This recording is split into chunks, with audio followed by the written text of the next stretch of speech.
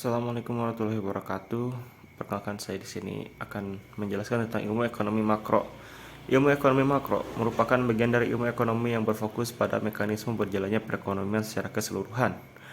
Makroekonomi dapat digunakan untuk menganalisa target-target kebijakan seperti pertumbuhan ekonomi, tenaga kerja, inflasi, dan keseimbangan neraca pembayaran yang berkesinambungan.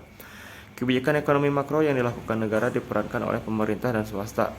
Dalam hal ini, penerapan ekonomi makro suatu negara memiliki tujuan untuk mengatasi berbagai masalah yang timbul. Untuk penanganan masalah ini, pemerintah bertindak sebagai regulator atau sebagai pelaksananya. Berikut adalah beberapa tujuan ekonomi makro, di antaranya yaitu menciptakan lapangan kerja. Dengan menciptakan lapangan kerja, kebijakan dalam ekonomi makro berupaya untuk meminimalisir pengangguran dengan menciptakan berbagai lapangan pekerjaan. Yang kedua yaitu ekonomi stabil. Penerapan kebijakan ekonomi makro bertujuan untuk menstabilkan ekonomi dengan menjaga kestabilan harga barang, membuka banyak lapangan pekerjaan, dan meningkatkan pendapatan masyarakat. Yang ketiga yaitu meningkatkan produksi dalam negeri. Penerapan kebijakan makroekonomi berupaya meningkatkan produktivitas masyarakat dengan cara memperbaiki situasi untuk investasi. Yang keempat ada neraca pembayaran yang seimbang. Tentu saja setiap negara giat melakukan transaksi perdagangan dengan negara lain. Kegiatan itu yang membawa penuh terhadap kondisi ekonomi negara sehingga neraca pembayaran haruslah seimbang. Yang kelima yaitu mengendalikan inflasi. Dengan penerapan kebijakan ekonomi makro, Indonesia mampu melakukan kebijakan cash ratio, politik pasar terbuka, dan politik tujuan satunya, menghentikan laju inflasi di dalam negeri. Yang terakhir yaitu pendapatan penduduk yang merata.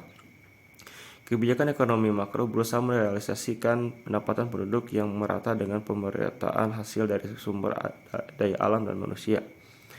Faktor makroekonomi dalam ekonomi yaitu mengingatkan definisi ekonomi makro. Masuk akal bahwa fitur utama ekonomi makro terkait dengan bidang-bidang yang berdampak pada ekonomi secara keseluruhan. Kebijakan mengenai topik-topik seperti pekerjaan, pengangguran, kebijakan fiskal, ataupun inflasi. Asasnya, kinerja siklus bisnis diukur melalui PDB, atau ahli ekonomi makro cenderung mempelajari apa yang mendorong pertumbuhan ekonomi. Kedua metode studi tersebut tetap pada prinsip utama ekonomi makro, yaitu menerapkan faktor-faktor yang mempengaruhi ekonomi secara agregat.